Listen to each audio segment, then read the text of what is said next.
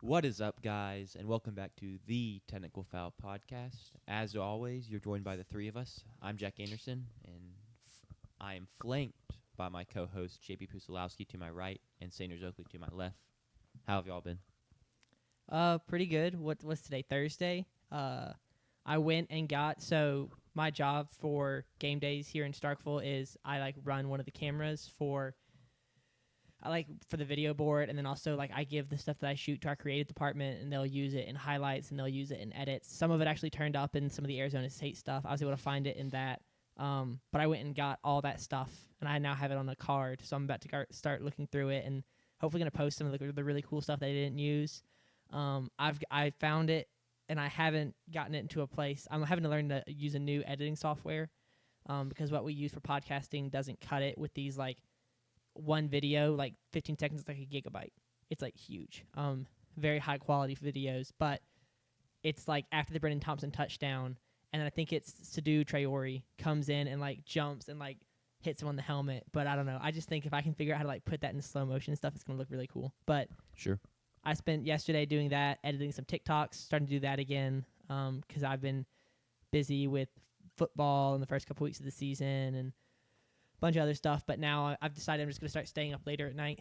I was up to last night to 1 a.m., something like that, editing TikToks. Well, I mean, that's the best time for it, because that's when I can lock. If I'm awake and other people are awake, it's really hard for me to lock in. Sure. But if I'm awake at night and there's no one doing anything and there's no new tweets, right, because everyone is asleep, that's when I can really lock in and just get it done. So I think I'm going to have to start doing that, which I like. I like being up late at night when it feels like bonus time.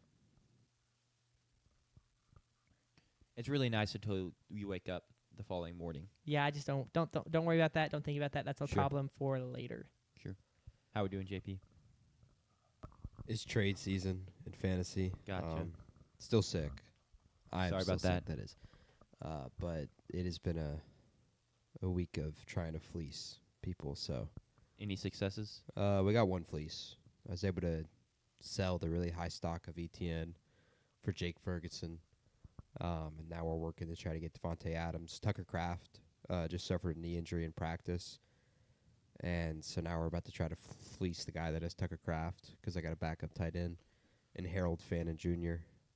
But other than that, it's been going good. Excited for the weekend. Did you get to watch Fair. the last episode of Smart Darn Freddy? Mm-hmm. Thoughts? Have you seen the movie that's coming out now? Well, Yeah. I've only heard about. Well, the not movie. seen, but seen that the scene that there is a movie coming out. Not seen the movie. Yeah, it won't come out next year. It'll be 2027. So Yeah. We're a ways away. we won't care by then. But no, it was a good episode, a good finale. We watched it 2 a.m. So right when it came out. Sure. We watched it the morning of. We watched it 7 a.m. Yeah. Before We're not before quite that classes and committed. stuff, but that's not bad. Yeah, it was a solid episode. I enjoyed. Makes me want to go to Paris. It was really cool, Yeah. that whole vibe. But yeah, very open-ended ending. So Yeah. hopefully the movie will suffice. I hope so too. I feel like since there were 3 extra episodes tacked on, I kind of was hoping we'd get more of a Closure finale. I mean, we got closure in the sense of their relationship, but we didn't get see any of the aftermath. There was no wedding. Yeah. There was no yeah, their life I saw a lot of people who were after. mad about not getting to see the wedding and not getting to see the life after. There was no Um, Laurel's reaction to them yeah, or anything like that. which As is a little someone sad. who one of my favorite scenes of Harry Potter is the scene. Well, I'm not. I was about to say I don't want to spoil it. I don't care. The movies came out yeah, if you've forever not seen ago. Harry Potter, you can't get But mad. the post-credit scene in the last movie where Harry is with Jenny and they have their kids and run around, They're sending him off you to Hogwarts. see that, and there's something that just feel good about that, because you can see they made it past the we're teenagers and in love, and that's kind of how it feels with Conrad and Bellius. They're 23 and 21. There is no okay, cool, happy ending, they're together, but seeing them marry just gives it makes it feel better. So I would have loved to have seen a 15 years in the future, even if it's just 15 seconds, just to have that good feeling. But now they get to sell tickets to the movie, which is the reality is they probably didn't do that to get more people to go see the movie. I for doubt that closure. it'll be a theatrical release. I feel like it'll just be an Amazon because it's an Amazon Prime exclusive I forgot show. it was Amazon Prime. So Yeah. it'll probably just go straight to Amazon Prime, which I'm not mad at personally because Yeah. then I don't have to spend money to go see it in theaters, and You just gotta rent it. you- or they just drop it. There's no way. I don't know. I don't think it'd be free, but I think it'll be free. I think it'll be free I hope too. so. I like free stuff. Although in 2 years, hopefully, all of us have jobs. Amazon Prime isn't free anyway, so True. True. You're already paying for it to get the show. You make it, or the movie. You make a great point, JP. Football. I was gonna say enough about that. Let's talk about football now. By now y'all know the routine. It's Thursday. We're gonna rattle off some game previews for y'all, both college and NFL, and we'll do the state preview as always. But before we get into any of the game previews, Sanders is gonna break down the People's Poll. The People's Poll. We vote on it every week. Y'all, the viewers, vote on it every week. Go to t25sports.com. It's super simple. Click submit ballot. Follow the instructions. It's fun. We had 9 votes this week. I'm going to walk through some of the highlights. I actually don't have the notes pulled up because I had to restart my computer right before we went live. Number 1 this week is the same. I can tell you that off the top of my head. It is still Ohio State. I believe Georgia climbed to number 2.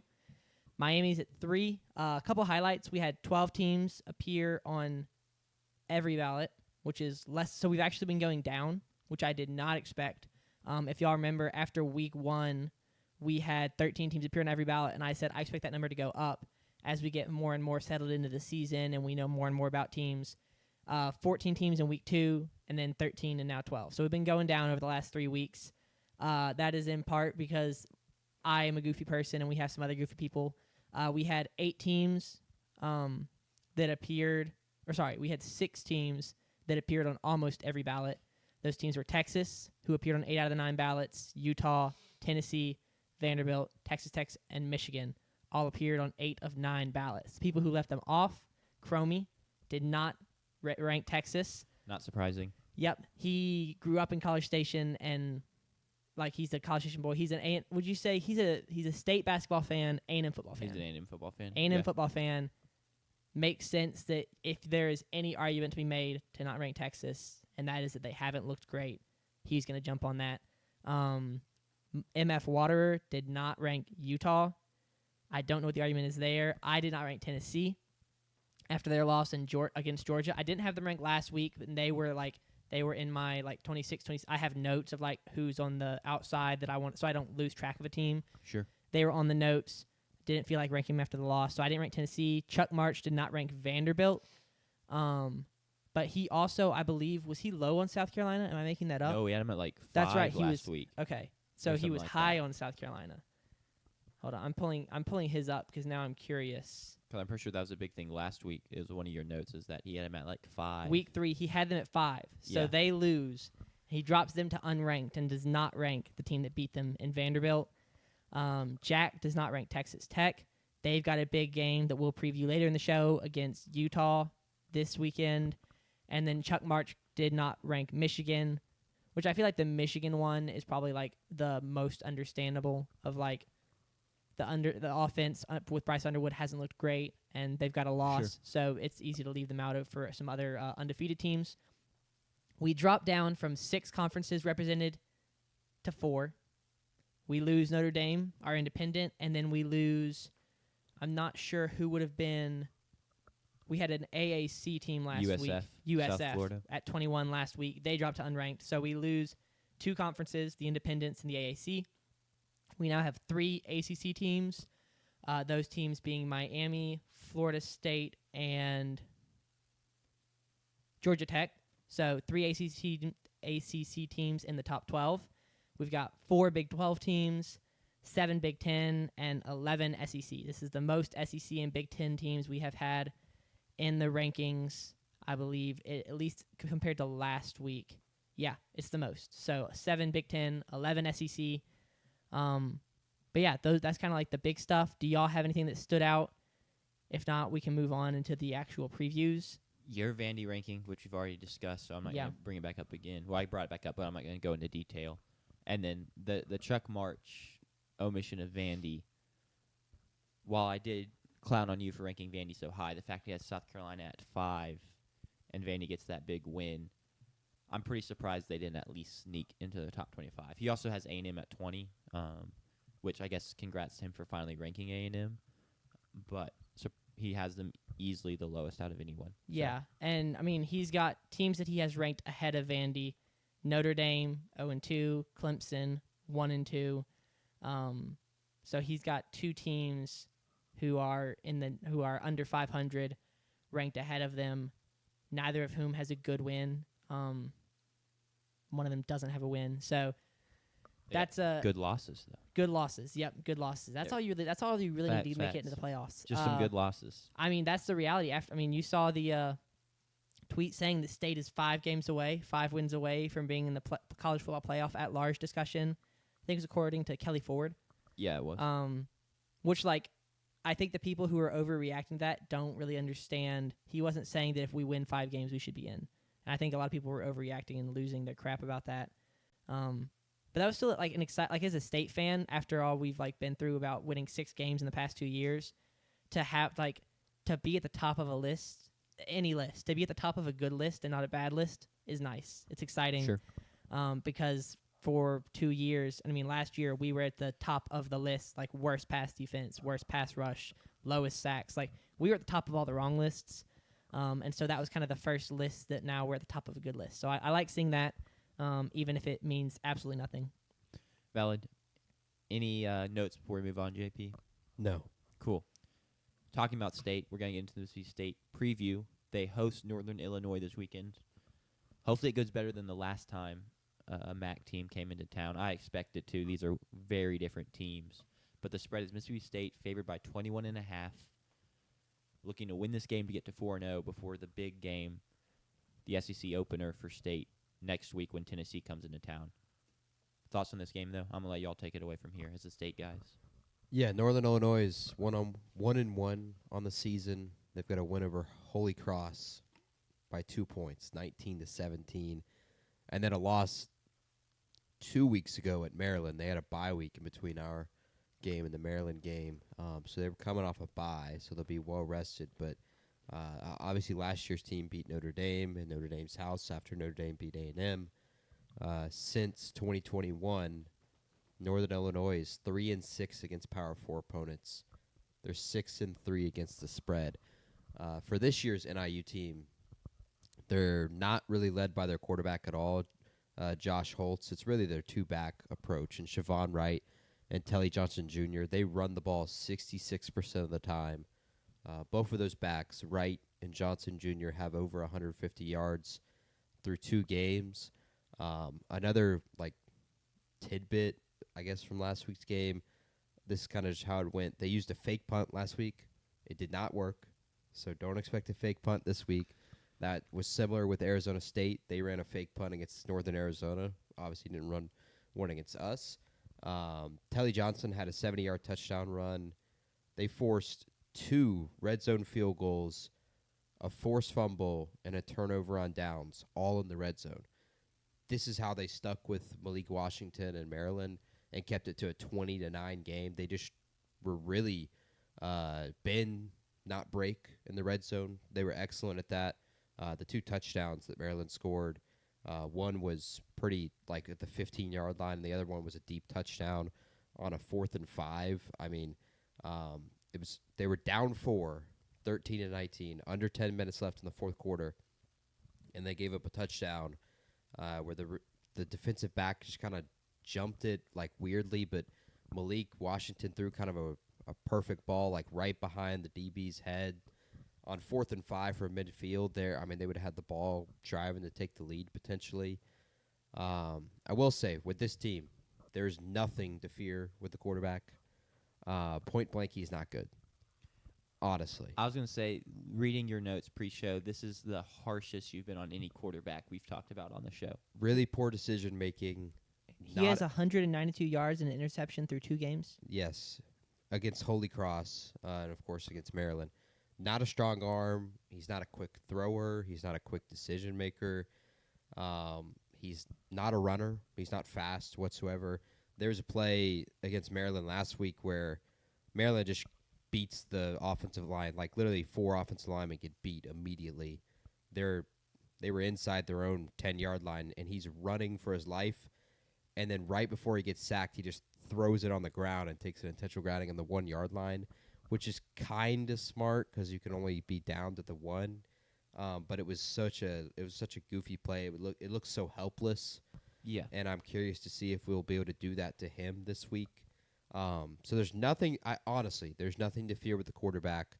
And I think our DBs are good enough to stay with their receivers to where we wouldn't get beat through the air.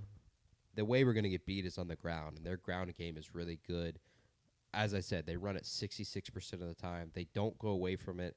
They were down 10 early against Maryland, and they were able to drive the field. They were down 13, actually, 13 to nothing. They were able to drive down the field, basically running the ball the whole way. They're not very big, and tight end for Maryland, Schubert. I forgot his name. He pretty much dominated them. I expected him to. I talked really highly of him in the season preview. I just tried to yap, and I still couldn't remember his name. So I like maybe Seydu to potentially have a good game. He hasn't really gotten involved whatsoever in the passing game this year, and his size, I think, could be a factor. We don't have the receivers to really win 50-50 balls, so we're going to have to beat them over the top. We obviously don't have the backs that are just going to run over them, so I think Seydu is a guy that could potentially be a weapon. Was it Dorian Fleming? Dorian Fleming, that's his name, yes. The transfer. Yep. I think a guy like Seydu is something that could help, but this is not a big team. One of our friends that's in RUF that was a former trainer, I was talking to him last night. There was something like last week against Alcorn State. As soon as they came out of not the tunnel but out of the Jumbotron, and you saw their size and you compared it to our size, he knew in that moment it was like, okay, we're just bigger than them. They're just going to have no chance. I'm curious to see if that's how it will look with Northern Illinois. They, as I said, they don't really have any size, and the way they looked against Maryland, they were very oversized clearly. But they're going to stick around. They're not going to stop fighting. This is not how this Huskies team plays. And as I said, they're 3-6 against Power 4 opponents. Obviously, the win over Notre Dame, but they've also beaten Georgia Tech in Georgia Tech's building 4 years ago. They're 6-3 against the spread straight up. Their other, I actually don't remember their other Power 4 win. So they're going to stick in this game. I think they'll cover the spread easily, actually, in this game. I don't think this is a team we're going to blow out unless we can really just get going over the top. But I don't think this is a team that can beat us because of the quarterback and Josh Holtz is not something that I fear whatsoever. Yeah.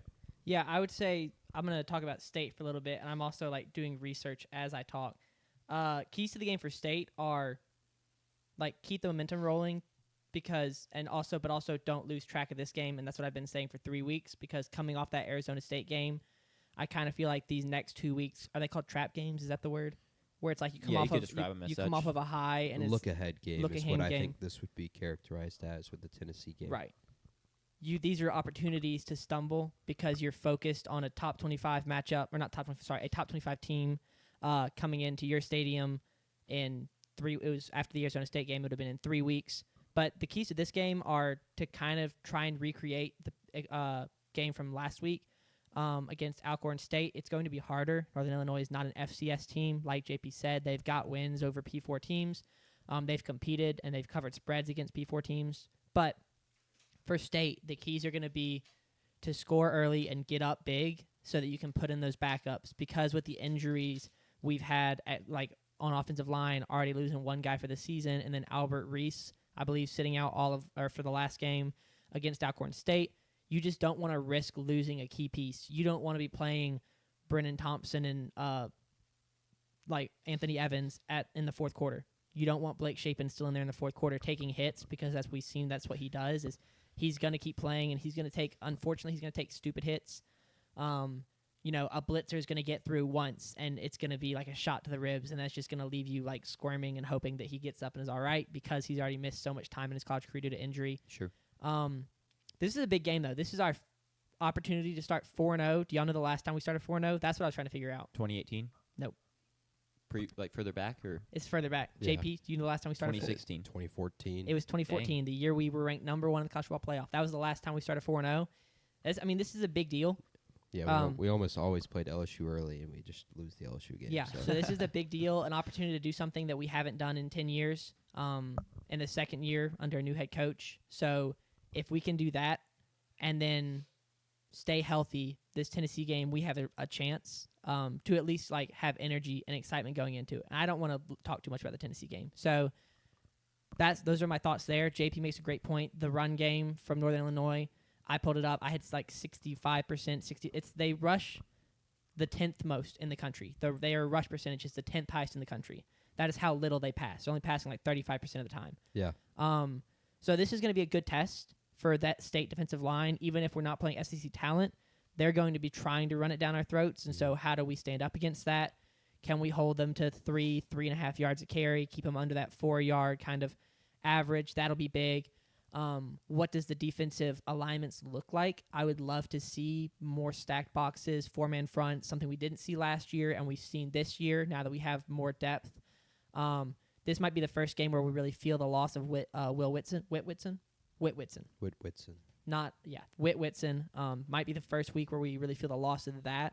Not so much, not that it could lead to a loss in the game, but like we realize that without him, our run defense, like if we are giving up 4.5, 5 yards of carry to Northern Illinois, our run defense could be a struggle going forward. So this is a great test as far as the defense goes.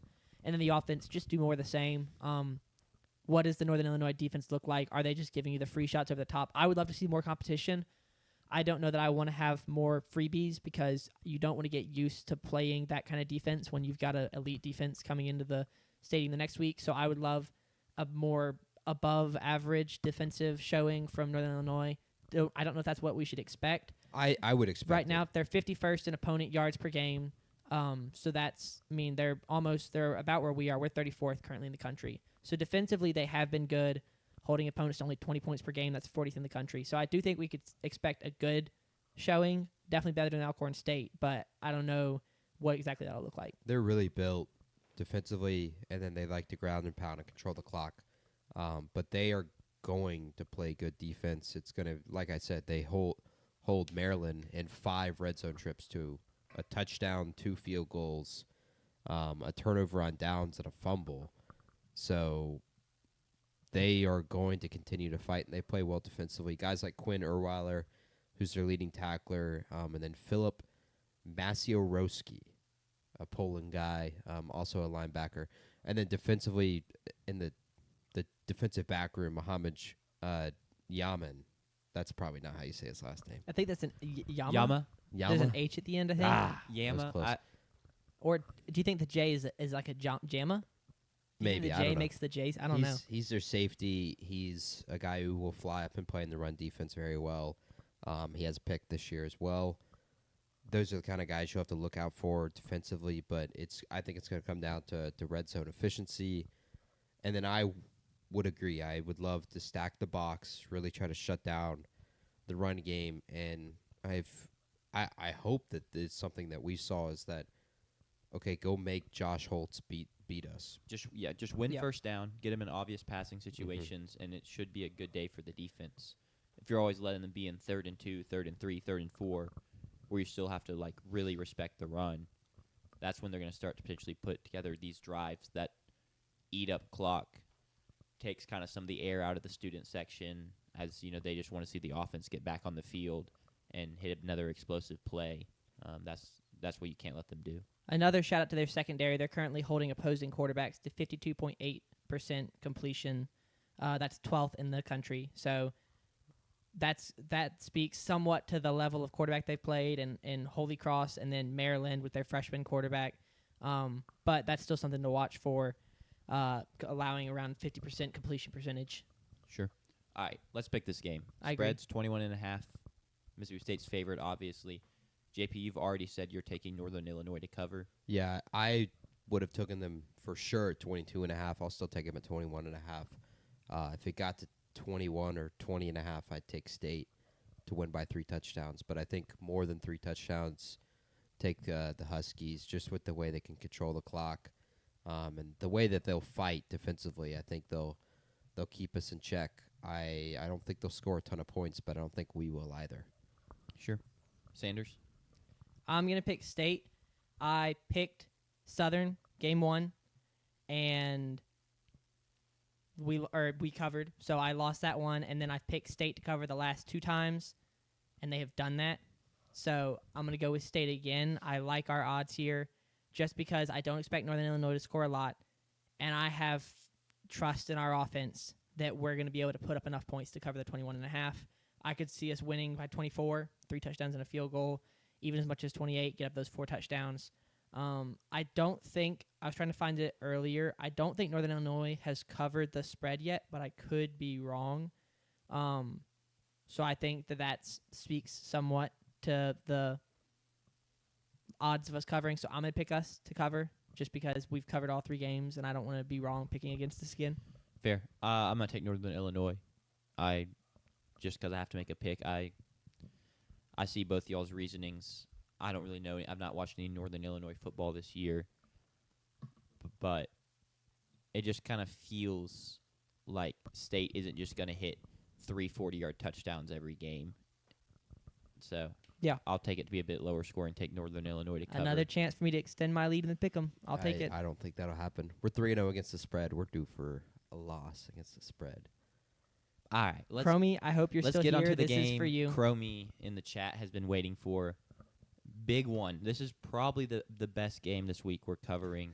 The Wofford Terriers take the trek to Blacksburg and play Virginia Tech. Both teams are 0-3. Wofford's lost a couple close ones. They lost by 1 point to Mercer. Lost by 1 point to South Carolina State as well. So they've been in some games, albeit not great opponents. Real quick, Virginia Tech. Yeah, I just want to say, you didn't say this is the game of the week. We didn't pick this game. I don't know if you were getting there. I was gonna bring it up, but I just wanted to clarify for the people. We did not pick Wofford at Virginia Tech. We do a game every week where we let the fans vote, or not vote on Twitter, but we tweet what do y'all want us to pick, and then read the comments. This comment was the only one that was tweeted and had a like, so we considered that to be the most popular. Please go pick other games if you're watching. I don't want to have to cover Wofford at Virginia Tech. I'm excited because it's 2 0-3 teams, a chance for Virginia Tech to get their first win. But Chromie in the chat, we're very excited to do this for you. But yeah, y'all should go follow us on Twitter and suggest other games like that. That would be fun. You're kind of getting dissed, Chromie. So sorry about that. Brent Pry got fired this week. Philip Montgomery, I believe, is the interim coach. Quick Google search told me that. But they're really reeling in Blacksburg. They're hoping to pick up this win here and kind of find any sort of momentum because there's still a long way left in this season. It's kind of hard. If you fire a coach like week 9, week 10, it's pretty easy to start looking forward to next season. And I'm sure they are in Blacksburg, coaching search and everything. But there's still a lot of the season to go. You'd still like to pick up some wins and put a competitive football team on the field week in and week out. And Wofford's just not very good. Ethan Drum is probably going to be the starter at QB. They've played 2 different guys, and neither have really impressed. But he looked like the better of the 2 in their most previous game against Mercer. And so I expect him to start or at least play. We couldn't find a spread on this game either because it's just so... I mean, it was like the Alcorn State game. Correct. We didn't get a spread till Saturday morning. So I'll be on the lookout. If JP, as the semi-professional gambler, if you had to make a spread for this game, just rough, what would you say it's around? My guess right now is the spread would be 27.5. Okay, I was at 24.5, so we're both in the same. Do we want to pick that spread, and then if someone releases an actual spread, we'll change our picks to that? But this will be official. Sure, we can. I do want to 27.5. We can pick that. I'm actually intrigued in this game. I'm a big Wofford guy. Sure. Fletcher McGee, shout out him. My travel ball teammate, my center for my 8th grade travel ball team, is the starting tight end at Wofford. Oh, that's fire. That's sick. We obviously went to middle school together. He left when we went to high school. His family moved to Seattle, He played high school football in Seattle, quarterback. He grew to like 6'5", 6'6", and he was actually really dominant in Seattle high school football. He had an offer from Louisville. He had an offer from Western Carolina. He ends up accepting the Louisville offer, and then he ends up deciding to not accept it, and then he went to Western Carolina. He played quarterback at Western Carolina for 2 years, didn't get to start any games, transferred over to tight end, and transferred over to Wofford, and he's been there for 2 years. He's now the starting tight end. He hasn't caught a pass yet, but he is playing. Samuel Cornett, so watch out for him. Bet. That's awesome. Wofford doesn't catch very many passes in general. I don't know if you've seen some of their QB's completion percentages. I haven't, but I hope that Sam gets a catch this weekend against Virginia Tech. Can we get a special override for the College Keeper League where like we are allowed to draft people we know personally? That would be fun. You could have him on your team. That would be awesome. I believe Wofford's QB last week that got benched, so not Ethan Drum, was like 7 for 20-something, like 7 for 29 at some point in the game. Something pretty poor. I wish they would put Sam at quarterback for that then, because he was really, really good as a Seattle high school quarterback. But yeah, I actually have ties to this game. So I'm going to take Wofford to cover 27.5 in honor of Sam. And, yeah, that's my pick for the game of the week.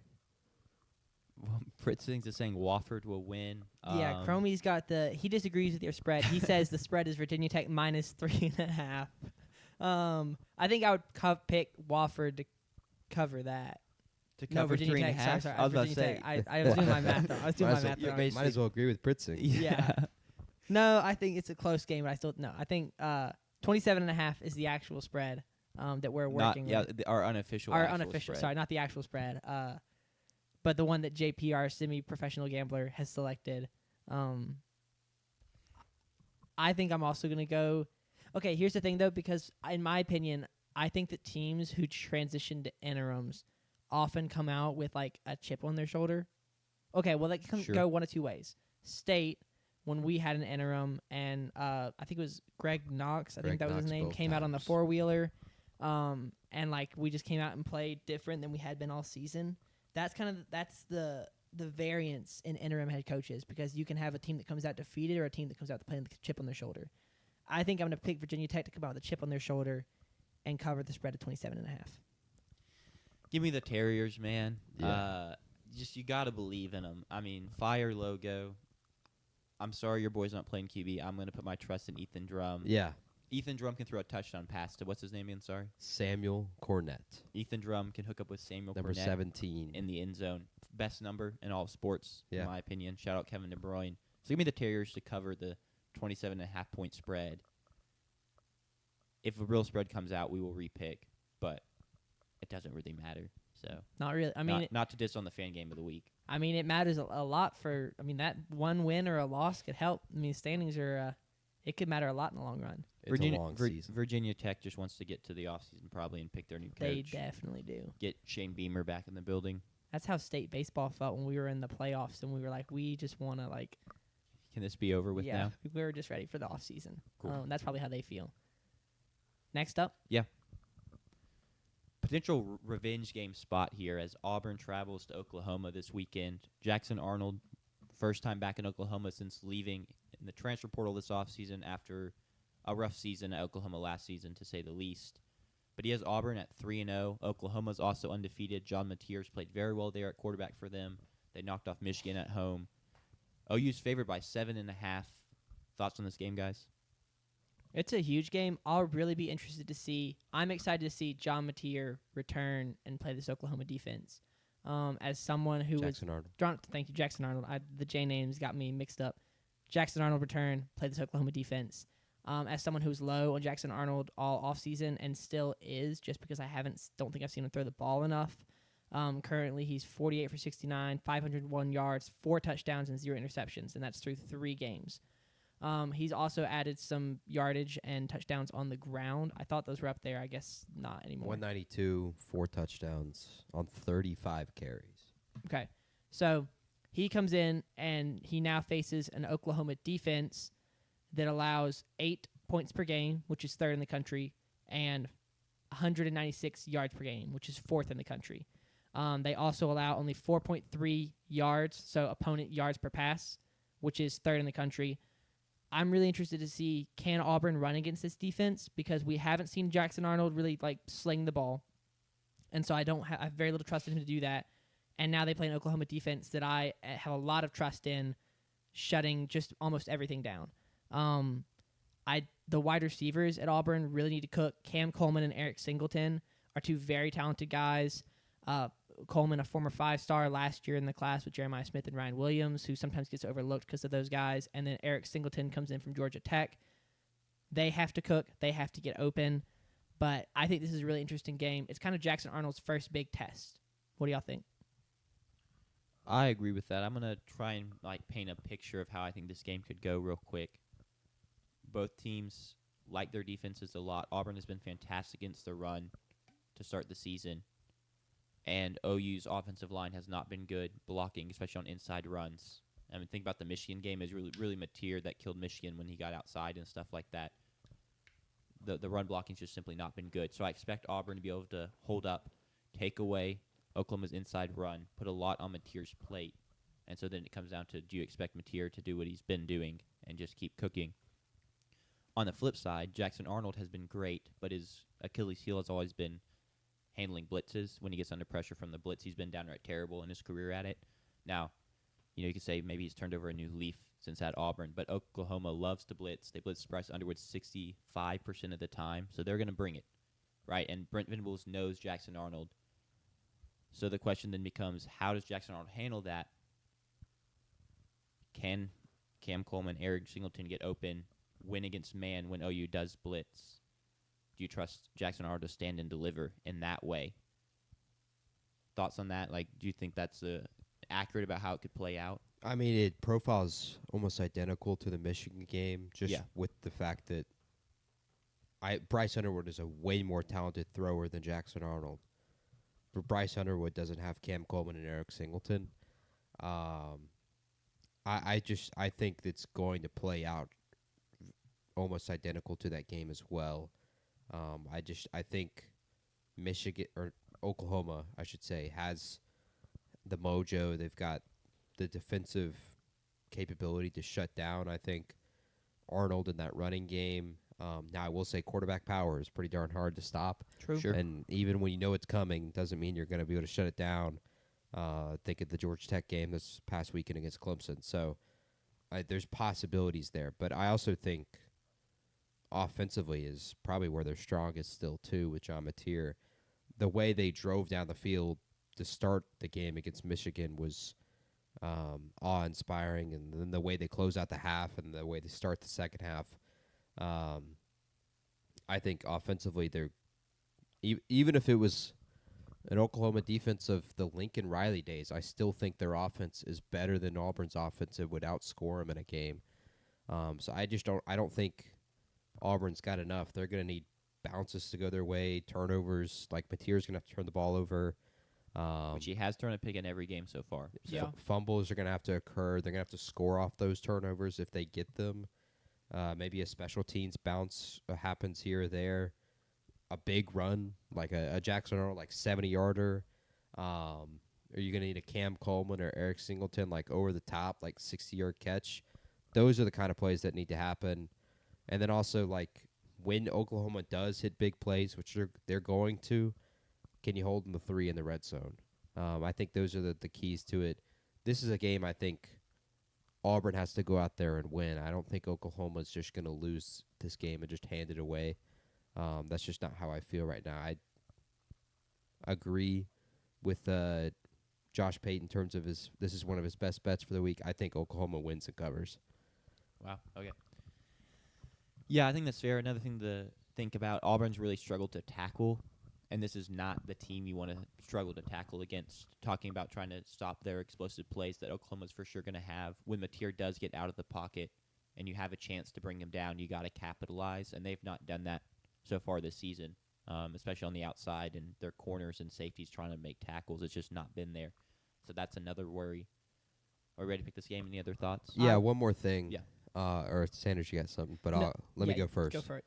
Jay Knott didn't play against Michigan. And then he had almost an identical appearance in Week 3 against Temple as he did in Week 1, where he got one carry in the fourth quarter in a blowout victory, and that was it. Literally, like, almost the exact same thing. He was the top transfer running back in the portal, and Venables has kept saying that they want him to be a big part of the offense, but he hasn't been. Venables said after the game on Saturday that, like, he said you'd wish he was a little further along in every way, but you get in there, whatever opportunities you have, you get in there, you're ready, you've got good juice, energy, aggressiveness. All those things, everything adds up, everything matters. So it's like it doesn't really answer like the status of him. It feels, is he still like hurt? I don't know what's going on there. He is like, if he were able to get going, like, I think it just makes this Oklahoma offense even better.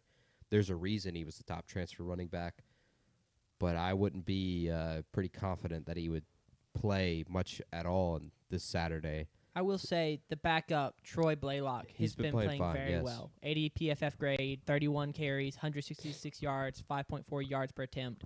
So he's been playing well in the stead of Sure. Jaden Knott and Jaden Knott's stead. I'll say my thing and then segue from that into my pick because it's what it is. I think this game kind of comes down to, I think Auburn's going to need 24, 28 points in order to win this game.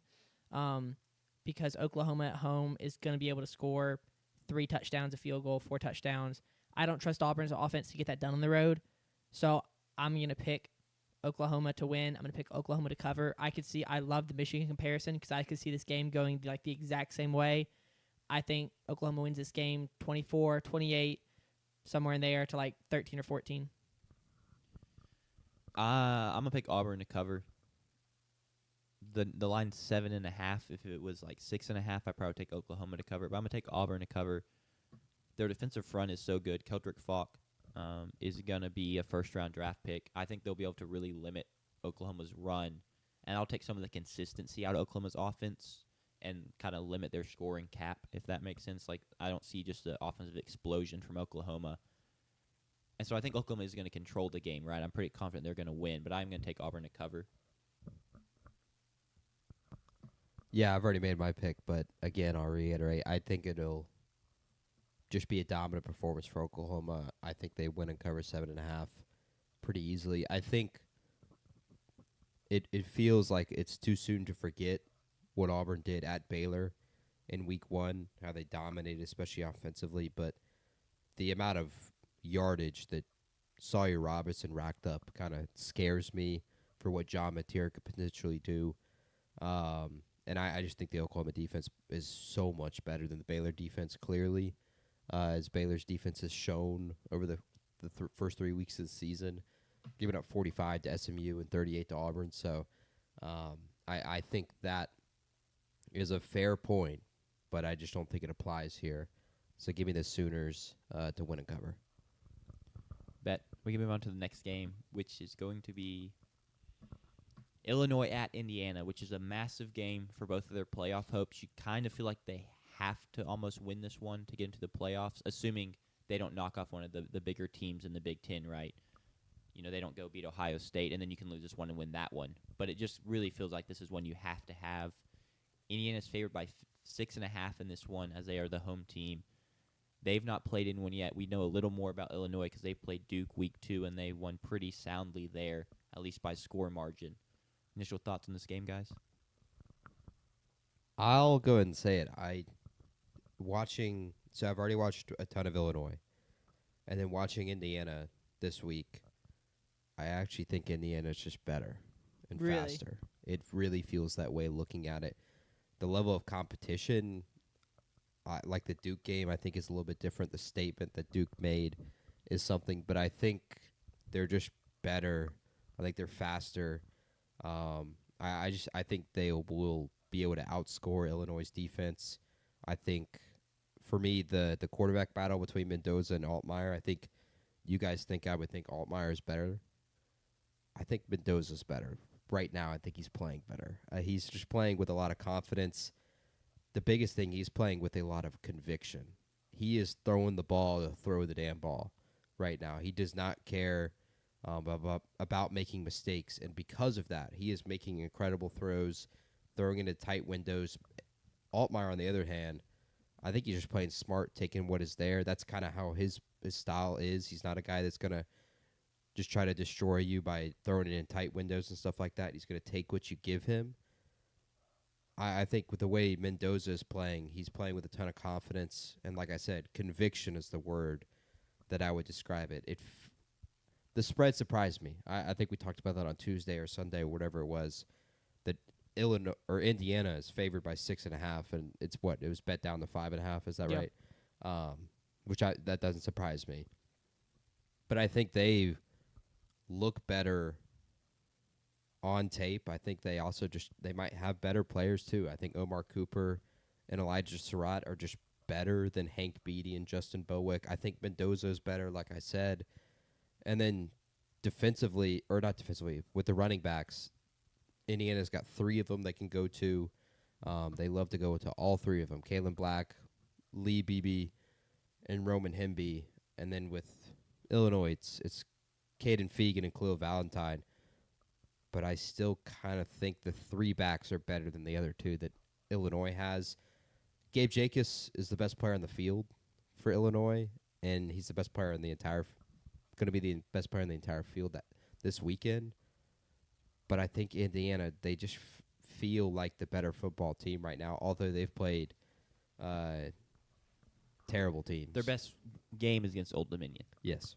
The spread is still 6.5. I don't know if that was a typo or if it moved and then moved back over the past couple of days, but right now, on the score, it is 6.5. Couple questions, because I was watching and looking at Indiana stats and watching some Indiana highlights. Their 2 wide receivers, Omar Cooper and Elijah Surratt. One thing that kind of jumps out to me, and maybe this doesn't concern you, Omar Cooper leads the team in receiving yards with 299. He has 4 touchdowns. He had almost all of those last week. 207 yards of the 299, and all 4 touchdowns came against Indiana State. Yeah. Elijah Surratt, 164 yards and 3 touchdowns. All 3 touchdowns came against Kennesaw State. Is there a possibility that this offense is a hot and cold, like one guy's on, another guy's off? If so, are you concerned about them being able to like does that concern, like, that jumps out to me as A, they've played weaker competition, and B, they haven't really all dominated that competition. It's just been one guy who pops up. Does that concern you? I think it's less of a concern. Okay. I agree. It's kind of how it goes. Think about A&M, right? Casey Conception was the bigger name in the portal, but Mario Craver's just gone off. And Casey's still been good, but it's just like there's only so much ball to go around, and sometimes it's just how the matchup works out or how skill set works out. It's just your day, and that's just how it goes. Especially for Elijah Surratt, because he was very good last year. I have almost no concern about him. And I also think if you've seen 2 be at a super productive level in one game, well, now you got a game plan even more for both of them. I think if they were spread out, then maybe you could be able to say, oh, let's take away one guy because the other guy's improved it, that he could just beat us individually. Omar Cooper and Elijah Surratt have proved that they could beat Kennesaw State and Indiana State individually. Will they be able to do that against Illinois? I think it's going to have to be a collection of the 2. Sure. But like I said in the opening, I just think with the way Mendoza is playing, it feels like they're just the better team. I trust Kirk Cignetti more. They're at home, like all those things going for them. I think it just helps them a ton. I think Indiana's just better right now, and I think overall, as I've clearly showed in my rankings, like Illinois is the better football team. They deserve to be ranked higher. But I think this Saturday, Indiana's going to be better. Fair. I agree with a ton of what you said. I think the defenses are actually what's going to be able to decide this, because I do like both of these offenses, and I think both offenses are playing really good ball right now. And it's very conflicting styles defensively. Indiana's going to sit back in zone coverage, kind of give you underneath stuff. So I am curious if like that kind of plays into Altmaier's hands, right? Of like he's going to be safe with the ball. He's just going to be able to pick apart that zone, because I think he's also playing very confident right now in his own way, just like Mendoza, and he's seeing the game really well. But then it's also like, okay, but is that exactly what Indiana wants him to do, is just take the underneath stuff, take what they give them, and then they can rally and tackle. And then Illinois is going to blitz and play a ton of man coverage And so can Mendoza hold up, and that can the offensive line hold up against that is the real question for me. And I don't know the answer to that, right?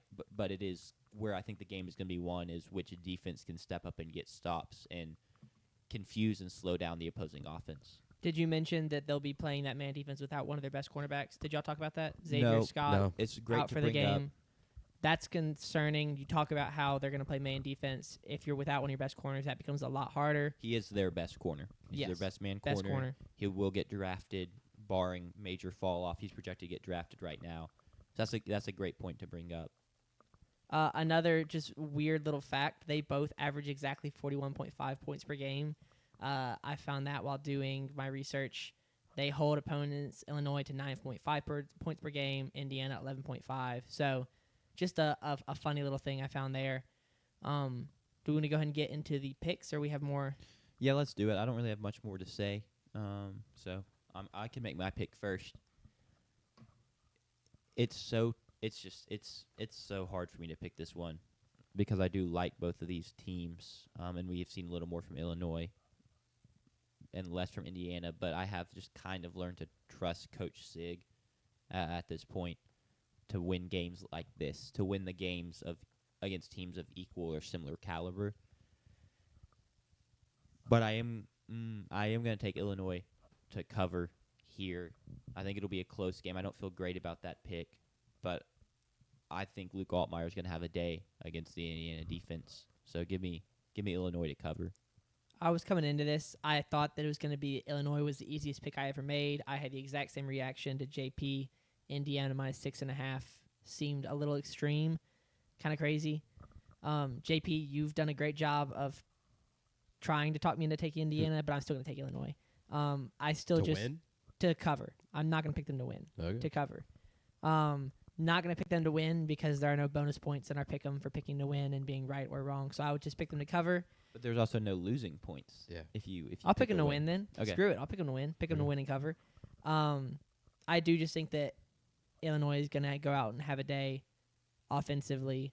I would love to see Indiana have a great game as well. I love Indiana. I like Coach Sig. I loved them last year. Was very happy they made it into the playoffs.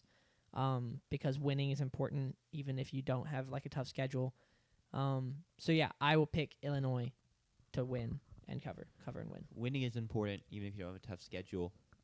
However, don't go out of your way to make your bad schedule weaker. Yeah, So Yeah. I'm a L on that part for them in terms of like canceling the UVA game and stuff like That that. was Down the crazy. line. I just Sure. want to go on a quick like tangent to the last year's schedule and people dogging on it. If you look at their schedule in the preseason, there were a lot of teams that regressed that we didn't necessarily like. I think they played Washington and Michigan, who had just played for the national championship. Yes. And so like hindsight 2020, they had an easy schedule. Going into it, they did not, which is one of the things that like kind of bothered me when everyone was complaining about their schedule is that we didn't know that these two teams that just played for national championship were going to go 6-6 and 8-4 or whatever. The out of conference stuff is on them. Conference stuff is not. That's all I wanted to say real quick. Completely agree. That's why I made my point of like you play the schedule you can. Yep. But at least try to make your schedule tough. If it doesn't end up being tough, that's the way the cookie crumbles. Yep. So JP? I think it's more so a Big Ten problem. Just the fact that, sure, I mean, the bottom half of the league the league's too big for its own just good. doesn't care. Yeah. They clearly just don't care about football. We need promotion relegation in the Big Ten. I think. Yeah. That'd be crazy. In the SEC, like, I think the only school that doesn't care about football Kentucky? is Kentucky. Yeah. And yet they still pay their coach $10 million. So he gets paid $10 million to go 7-5 or 5-7 or whatever, and no one ever says a peep because they got the basketball program there. Speaking of basketball, I mean, this is one of the most iconic basketball like rivalries in the sport. This is just the fourth time they've played in football this decade, which is it's crazy to think about that. Wait, over the past 10 years or this decade?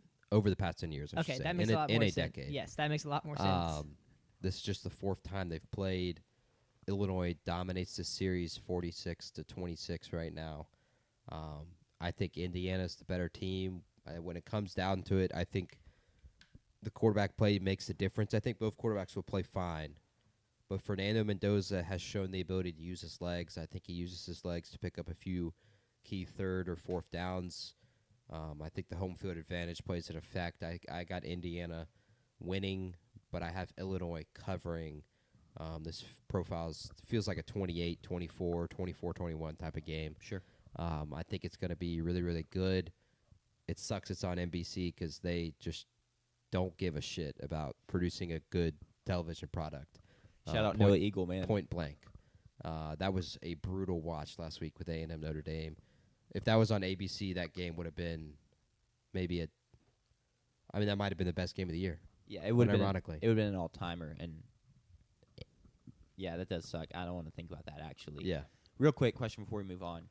You've been hyping up Mendoza a ton in this segment, but you're notoriously low on him as a draft Very prospect. low on him. So is this you coming around him as a draft prospect, I or was one just of the I exact coming think around same as a thing. college if he QB? continues to play the way he's playing, and the biggest thing is when I'm watching him now in Indiana, he's not chopping his feet. Like that was the biggest thing for not chopping, but his feet are happy, like the little penguin from Happy Feet. Like at California, that's how he looked in the pocket. Yeah. He was constantly moving his feet. His footwork was terrible.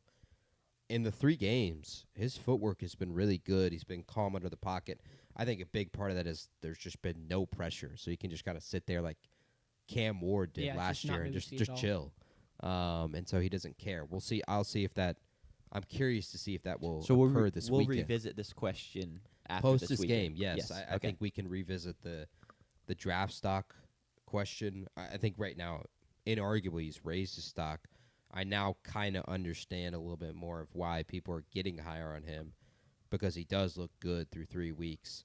Sure. But albeit against Indiana State, Kennesaw State, And and Old Old Dominion. And I'm very fond of the KSU Owls, but they are not a good football program right now. Sure. We In may- just their second year in FBS. We may, if we can find time for it, we may need like a halfway through the season, like week 7 QB rankings Sure. update. Yeah, We could do like 20 I would love minutes, that. 30 minutes on that. absolutely. I forgot Mendoza transferred from California. Not forgot, but just like didn't think about it actively, and then was doing the research and remember that this morning. And I kind of thought like California kind of got so lucky going from a guy who's now potential NFL draft pick and Fernando Mendoza to JKS. Like they got very lucky not losing that. When you lose a guy like who was he a Sure. I mean he was Mendoza was big in the portal, a big name, Yeah. big recruit. So He's better than Rourke. I'll go ahead and tell you that. Yeah. I think he's Yeah. definitely better than Chris Rourke. Yeah. Um, Rourke was just the old guy that had played so much football that Yes. like he wasn't going to make tons of mistakes. yeah, kind of like me and Engelball. Sure. Unk. All right, let's get on to our last college football game. We're going to the Big 12 for this one. I believe these are the 2 favorites right now, odds-on favorites to win the Big 12. Texas Tech goes to Utah. It's their first big test of the year. I think it's both their teams' kind of first big test of the year, and this is how they kick off Big 12 play. Thoughts on this game, guys? Yeah, I didn't think it was going to be the first big test. I was hoping UCLA was going to challenge Utah, and now in hindsight, we're realizing that was like Yeah, I would not U- consider Utah that a big won that test. game, and they kind of made a statement. And now we're realizing that the statement didn't really mean that much. This is actually their first big challenge. It's going to be a great game. The Texas Tech offense has been incredible through the first 3 weeks, averaging 53.5 points a game. That's second in the country. And then you've got the Utah defense, who's holding opponents to 8 points per game. That's third. So I think it'll be a really interesting, how does this Texas Tech offense match up against the Utah defense? That'll be a big thing to watch for. And then Devon Dampier, however you say that name. yeah, Dampier. He's going to be really exciting to watch. Right now, they're averaging 6 yards per carry behind that offensive line. They've also got Wayshawn Parker, who's averaging 7.4 yards per carry with 192 total yards. But that offensive line is fantastic. And then on the defense side of the ball, John Henry Daly, the edge rusher, has 14 pressures and 5 sacks through the first 3 games. That's tied for first in the country. He's been awesome on that defensive line. And then in the secondary, they have Jackson Benny. But he's been like an up and down guy. Right now, he's a PFF grade of 80.9. But if you look at it, he's had games of 68.7, 90.4, and 51.3. He's got a pick 6 too, Yeah. if I'm not mistaken. I think I know he has 2 picks. I don't know if one of them was a pick 6. But it's just, that's kind of an odd thing to see from a cornerback. It's not what you want to see. You would love to see consistency.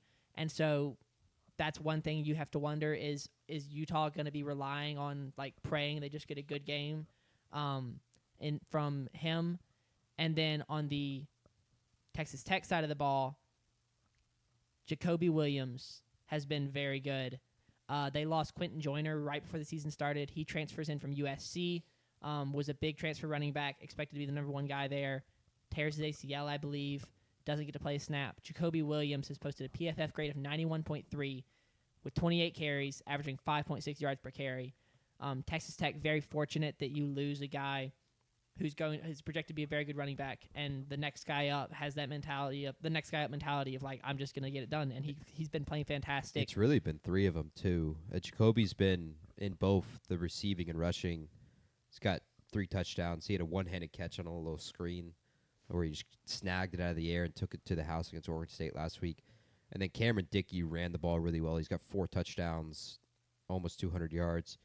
And Adam Hill also has 200 yards. So they've got 3 backs, which, yeah, like you said, like to lose Joyner is a terrible loss preseason, and yet these 3 backs have been very productive so far. Yeah. The big matchup I'm wanting to watch in this game is the Utah O-line versus the Tech D-line. It's been an elite defensive line for Tech. They got David Bailey in the portal. Morello Height has played well as well. He's played well as well. But they've been a very dominant group. They've graded out well. People expect big things from them. And then on the Utah, they always have a good offensive line. This year's no different. Think about Caleb Lomu and Spencer Fano, both guys that are going to get drafted, probably both very high.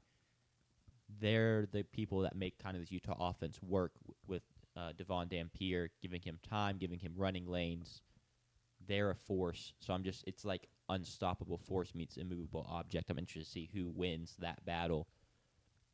As well as David Bailey and them, they've played well against the run, but they really love, to rear back and rush the passer. But this Utah offense is not really a standard offense under Devon Dampier. They're going to run him a lot. It's going to be a lot of shorter stuff. So I'm interested to see if that kind of takes away some of their power. But that's really what I'm looking forward to in this game, is to kind of see those 2 position groups square off and go against each other. Yeah, I mean, they're definitely not your typical offense. Dampier leads the team in rushing yards with 203. So he's definitely a big dual threat guy, someone you're going to have to watch and use those D linemen. And also the linebacker, Jacob Rodriguez, leads the team in tackles with 12. He'll be someone to watch. For sure. Can he get to Dampier? Like, if he sneaks out of the pocket, is he there to get the tackle? But yeah, that'll be interesting to watch. And then another thing to monitor, and I love looking for this, penalties. I try to look at penalties for like every team when I'm doing my research, because I think that could be a huge deal. Right now, Texas Tech averaging 8.5 penalties a game is 118th, so that's good. You want to keep that down. That is bad. 118th. That's like I was gonna say, at the yeah, bottom. yeah. You That's don't want to be in the 118th hundreds. being bad. So that is bad. That'll be something to watch. Do they end up, are they giving Utah first downs on holdings? Are they getting hands to the face, trying to get to Dampier quick in the backfield, stuff like that? That'll be interesting to watch.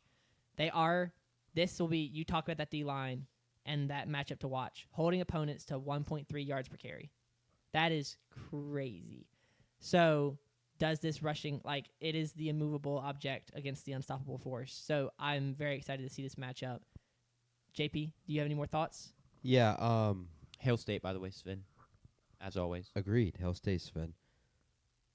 Texas Tech, I thought last week showed something that I was curious if they would show this season. But with the team full of transfers and a ton of pressure put on them, were they going to be a team that could respond to some kind of downfall, setback, losing Joyner? They've done that with their backs. Last week, in the first quarter, they have the ball, first possession. Lightning strikes in the area. They have a weather delay for 2.5 hours. So essentially, they have to fully warm up again 2.5 hours later, and yet they come back out post that weather delay. 3 plays into the weather delay, touchdown over the top. Bether Morton threw an unbelievable ball. It's an incredible catch by their receiver by the name of Coy Eakin. He made an incredible catch. He catches it where the defender's arm is in between his 2 arms, and he's pinned it on his arm. It was beautiful. They dominate Oregon State. Post a 2.5 hour weather delay. The crowd was an enormous crowd pre-weather delay. they were doing. I don't know if it's a tradition or whatever. Obviously, they have the throwing the tortillas a tradition, but they had one side of the crowd was red and one side of the crowd was white. It looked really really cool. Post weather delay, there was like no crowd there, so they still responded from that. I thought that showed a ton from this team. And when you come into an environment like Utah, even if it's 10 in the morning local time, I think that's something that could help them a ton, maybe playing at Utah, which is one of the toughest places to play notoriously. And so that brings me a ton of confidence for Texas Tech. Like I said, Morton has been slinging it. I think it's 11 touchdowns to 1 pick. The 1 pick was last week against Oregon State. I actually think it might be the worst pick of the weekend with DJ Lagway and Garrett Nussmeier. I may have to go. I'm going to go find that real quick. It is terrible. Yeah, I'll have to, It I'll is have to look terrible. for it. It is downright terrible. It is. He's in the pocket. It's there at like 5 yards from the goal line. It's whatever to go to get to the goal line. He just kind of sits in the pocket for a while, and then he kind of just goes a little back foot, and just kind of slings it into about 6 different people. It's just picked easily. It's Got a little too nonchalant with it. Yeah, I think it was 2nd and goal or whatever, and it was like you're just taking points off the board for no reason. Just throw it away or just try to run or go down. Anything would have been better than that. Like at least the Lagway picks, and the Nussmeier pick was terrible. I think it might be up there with the Nussmeier pick. Sure. But outside of that, he's been slinging it to throw 11 touchdowns. He's almost had 1,000 yards already through the air. I think Texas Tech is ready for this test against Utah. I'm really high on Utah, as I've shown over the past few weeks. And I'm really excited for the game because I think it's just a huge test for both of these teams. I think we're going to find out who's real and who's not. I think it's going to be a really close game. They also both could be real. Like Yeah. They could end up being kind of like the Georgia-Tennessee game where you walk away and you're like, obviously someone had to win, but man, I'm impressed with both of those teams because these are the 2 odds-on favorites to win the Big 12 for a reason. They're both good squads. Also, you mentioned Coy Eakin in that catch. He's had a touchdown in every game this season. So shout out him for that. He's quite good after Been the catch as well. very consistent. Has the highest PFF grade on the offense, I believe. I can't find the interception. We'll have to watch it. Look for it later. We'll pull it up later. Sure. Another thing, like we haven't mentioned him yet, Terrence Carter Jr., the transfer from Louisiana. I was really high on him when we did our Texas Tech preview. He's been incredible. He's got 10 catches, 200 yards, and 3 touchdowns, 1 in every game, or 2 in one game, 1 in the other. 1 against Oregon State specifically. He's been a threat. I think he's kind of an X factor in this game. And I think because of him, I think with the way Morton is playing, I think Texas Tech is going to go in there and win this game. If it was a night game, I'm taking Utah all day. But a 10 a.m. kick, I don't know how much of a factor the crowd plays. And because of that, I think Texas Tech has the advantage. Shout out CT. Yeah, this one's so tough for me because I do want to pick Texas Tech, but Utah is such a tough place to play at. The altitude difference a little bit. Just not what these Big 12 teams are used to. I think it's the toughest place to play in the Big 12. That's my opinion, but it's just a different look, and they bring a good crowd. They have some pride in that program about protecting their home field. Mm-hmm. They've sold out games for a decade plus. Yeah. So I know it's an early kick, but I think I'm going to trust that they're going to do what they do in Utah, play well at home. It'll probably a little gross in the sense of they don't have the most explosive offense. I don't expect them to just run all over this Texas Tech front because it's that good. But I think they'll find some success or enough success to get it done and cover the 2.5 and win at home. But I think we're going to see a good showing from Texas Tech. Yeah, I'm also going to go with. Wait, I was finding the video. I picked Utah. I will also go with Utah. I realized I was going to say I will also go with Utah, not knowing if you picked them. Well, I will also you go would've with been Utah. Right, so. I will also go with Utah. Really excited to see Devon Dampier. But yeah, I think that the home field advantage. I think that they're going to show up. I think that when you've had a top 25 matchup, and Utah's kind of a program that's like been on the edge of thinking they were going to be like a good team with all those years of, I can't remember his name. Cam Rising. Cam Rising, always being like Heisman, not Heisman front runner, but like had his name out there as like a could be an elite quarterback if he can stay healthy. Never stayed healthy. I think that they've been on the edge of like something great for so long that now with Texas Tech coming to town, they'll show up, and I think you should expect a big crowd there. Fair enough. All right. Real quick, I found the video. I want to. Yeah, let me see it real quick This before we is move on to NFL crazy. games. I saw it out of the corner of my eye, but I didn't see it in all He its goes for glory. it's like a fadeaway. Yeah, it's terrible. Just not even close. I mean, he basically threw it. He threw it 217. Yeah, he Yeah. threw a There were a jump. lot of people around, but like if my eyes were covered for who threw the ball, I would think, and I didn't see the offensive. I would think that Oregon State guy was the wide receiver, just like making a play on the ball, because that's what it looks like. It's pretty bad. Is Salt Lake elevated? Is it like Yeah. mile high? I mean, Not not, mile- It's not mile the same high. height, but like the same like. But it is thin air. It's up in the mountains. Interesting. It's Um, something to think about. I think it's part of the reason they have good advantage there. Sure. I've never thought about it. It before. is no mile high, but I think it can No. play a factor. All right, NFL games. We got 3 of them as always. First one, Rams at Eagles. Both teams are 2-0. Start off their season how they want to. You know, maybe people would have liked the Eagles to look better. Rams look pretty good. I've liked what I've seen from Stafford, especially considering the back issue concerns going into the season. But the Eagles are favored by 3.5. Key points for this game? You got key points, Sanders? Yeah, I think Go ahead. what does the Eagles' offense look like with Byron Young and Jared Verse on the defensive line? We've talked about this. We've talked about the Eagles a lot over the past couple weeks.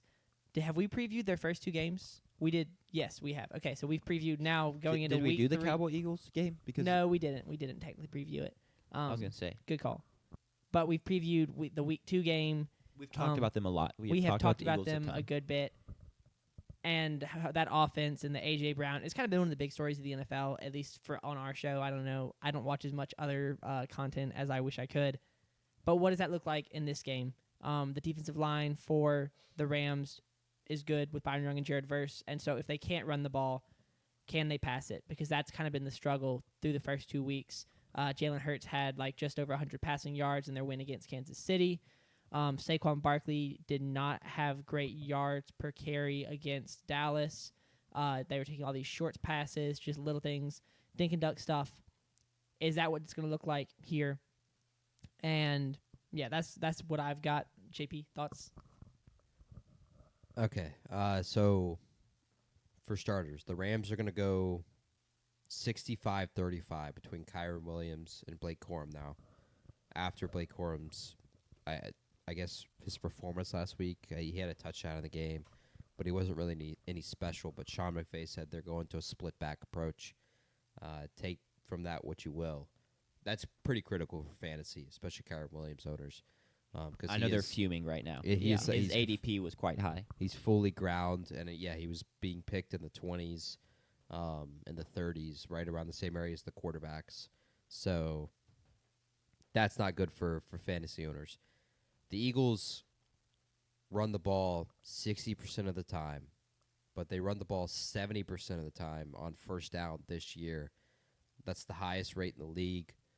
The Rams, in their 2 weeks against Houston and Tennessee, gave up 4.7 yards per rush on first down to Tony Pollard, essentially, and gave up 2.7 yards per rush against Houston. Now, both of those are not very viewed as good rushing attacks, and so Sure. I think that is more so a concern for the Rams, because for me, for them to win this game, they have to stop first down runs, second down runs, and force 3rd and 5+ the entire game. I think that's the only way they can continue to be in this kind of game, because if not, the Eagles are going to do what they've done 17 out of the last 18 games, which is where they just ground and pound, control the clock. Jalen Hurts doesn't throw the ball a ton. Since week 6 of last year, Jalen Hurts has thrown the ball 26 times total. No, that's a lie. When trailing. So they have not been trailing much at all, and he's only thrown it 26 times when trailing. That is speaking to the dominance the Eagles have had over the past 2 years. Now, defensively, the Eagles, their secondary has been piss poor at best through 2 weeks, and they were challenged significantly against the Cowboys. CeeDee Lamb makes 2 catches. Maybe that game goes the Cowboys' way. Mahomes, obviously, without any of their rushing attack, were not great throwing the ball. In the playoff game last year, the difference was Saquon Barkley. He ran for 205. Jalen Hurts ran for 70. Obviously, Saquon had the helmet tap run as the game went from no snow to snow, which those are just the best kind of football games. But Stafford got what he wanted, even in snow. He threw for 324 yards. That was without Devontae Adams. And now with Devontae Adams, he and Puka Nacua, especially last week, are cooking. So if they can keep the Eagles in 3rd and 5+, and if they just continue to cook the Eagles secondary that has not been great at all this year, I think all advantages lean toward the Rams. This being an early game of the season, cold weather won't play a factor. Now I'll say I don't think it played a factor really at all last year for the Rams. Sure. But I think this is a game that the Eagles actually have to go out there and win it. Like, I think they're going to have to be able to throw the ball in critical spots. I would love to see them take a shot down the field to start the game at least, to really just say, hey, we're going to do that. There have been 296 attempts by NFL quarterbacks through 2 weeks between 10 yards and 20 yards. Over under 3.5 attempts by Jalen Hurts. Under. He has 0. Yeah. I was gonna guess 0, but he has since you gave us 0 the 3.5. attempts. How many does he have over 20? Like He has 3? 9 attempts Okay, 9 over more. 20. He has not. Well, he's completed a few of those passes, but it really hasn't been much. Obviously, haven't the been one to Devontae Smith. inspiring balls either. And it's not like Absolutely. he's dropping dots. So I think that is a key part of it. The Saquon, he has not really had an explosive run. He's not really dominated a game on the run either. They've just really played well defensively, especially in the second half. And then they've just been able to control the clock. But I think this is a game the Eagles have to go out there and win because I don't think the Rams are going to stop scoring. Sure. I don't think they will. And if they can force 3rd and 5+ for the Eagles, like Sanders led with, Jared Verse and Byron Young are going to, I think they'll still eat alive how good that offensive line is. I think Jalen Hurts is in trouble there. So I think this is a game that the Rams are leaning to. I think the only reason the Eagles are favored is because they're at home. Honestly, the spread is 3.5. I think it should be 1.5, and because of that, I think I'm taking the Rams to win and cover. I think they'll get the upset. I just don't think the Eagles at least have shown that they can do what they did in the Super Bowl through 2 games because they haven't even tried, which I think that is really concerning for them against these kind of caliber of teams. If you play the Cowboys or you play the Chiefs, where they, for the most part, are one-dimensional throwing the ball, you can beat those kind of teams, but I don't think you can beat the Rams with how prolific their passing attack can be. And even Kyron Williams, he rushed for over 100 yards last year in the playoff game. So I agree. I talked about it in our recap of the Chiefs-Eagles game. I don't know if this is what the Eagles are thinking, that when they need to pass, they can just flip the switch and turn it on and it'll work. But I don't personally trust that to be the case, that it's just going to fall into place when suddenly they need it because they haven't necessarily needed it. So with that in mind, I'm also going to take the Rams to cover. I've loved what I've seen from Stafford the first couple weeks, and then the combo of Puka and Devontae Adams has just been beautiful. And the biggest thing for them is, are they going to stay healthy? Well, that doesn't matter at this point because it's early enough in the season. They're both healthy right now. So give me the Rams. Yeah, I'll also take the Rams. A technical foul sweep. Yeah. I just did that so that y'all can't get a game on me in the pick 'em. Wow. Matthew Stafford has targeted Puka Nacua and Devontae Adams 20 and 21 times. No other receiver has more than 4 targets. So I mean, wide receiver 3 is is it Tutu Atwell? Jordan Whittington, Jordan Whittington? or Tyler Higbee. Oh, okay. Yeah. It's not the drop off is there, but it doesn't matter when your first 2 receivers are simply that good. Agreed. Next game, another banger of a game in my opinion. This is a team we have done all 3 weeks, I believe. Correct. Yes. We'll move off of them at some point. They'll have to stop playing, intriguing games every week. They'll start playing the Dolphins or somebody, I'm sure, and we won't have to talk They're about at that the game. Giants next week, so We will not talk about them next week. Can't I don't confirm. know if the Giants play the Giants win. Chiefs. If the Giants play the Chiefs, right? more on the Giants and the Chiefs later. Okay. That we're finna get a Giants. If we get a a Giants if we got a Chiefs. 4-0 Giants versus 4-0 Chargers, we may have to talk about that. The game. Giants are 0-2 right now. Yes. Sorry, I was thinking about the Colts. I'm not gonna lie. I was thinking the blue team with the Manning, and I just had Daniel like the biggest Jones. brain fart. Continue. Do your intro. Now, Do your intro. I can't remember the song now, but I would have burst out singing. I It was don't stuck know in my head earlier. what. Just all right, cool. Yeah, the 0-2 Giants. But Cool. if they beat the Chiefs, Anyway, AFC West clash here. Broncos go to the Chargers. Chargers are off to an early lead in this division. They're 2-0. Third straight division game for them. After this week, they will have played all three divisional opponents once. If they win, they're 3-0, and they're sitting pretty atop the AFC West. The Broncos, this is a big matchup for them. It's their first divisional game. They could tie it up with the Chargers here and make a big step forward into getting the head-to-head over them with the first win. Thoughts on this game? Key points. Sanders, as the Chargers guy, what do you think? before I get into the key points, JP, technical question: who would have the lead? Because the Chargers would be 2-1 in the division, but the Broncos would be, I guess they'd be 1-0, so the Broncos would have the lead. Yeah, it's winning percentage. 20%. So they'd have 100%, so they'd be in. Yeah. Okay, cool. It's not actually relevant. I was just a technical question for me and for the audience. Couple big notes, I guess, things to watch. What does the run game look like as always? Because for the first 2 weeks, it has not been great. And then also, what does the passing offense look like? I think this is probably the best secondary that the Chargers will have faced with Patrick Surtain back there. He's elite, winning Defensive Player of the Year last year. That was something that we apparently neglected to address when we did our Defensive Player of the Year picks. So we missed on that one. Like we talked about how like the last time a non-defensive lineman had won it, and we couldn't think about it, and it turns out it was Patrick Surtain last year. Good work from us. Yeah, we missed there. But this is definitely the best secondary the Chargers have faced.